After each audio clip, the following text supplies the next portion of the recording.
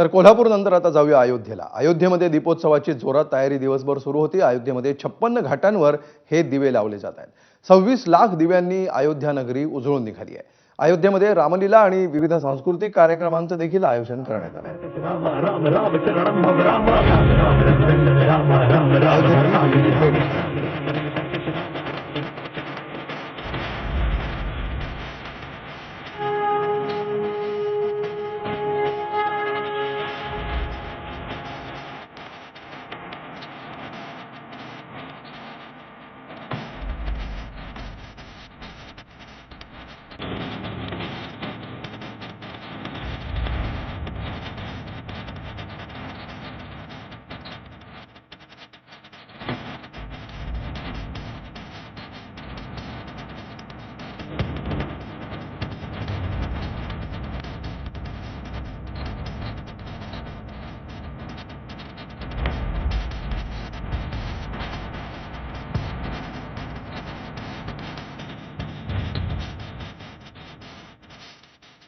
आणि प्रकाशाच्या या दृश्यांसोबतच एक छोटासा ब्रेकसाठी आपण थांबूया. पाहत रहा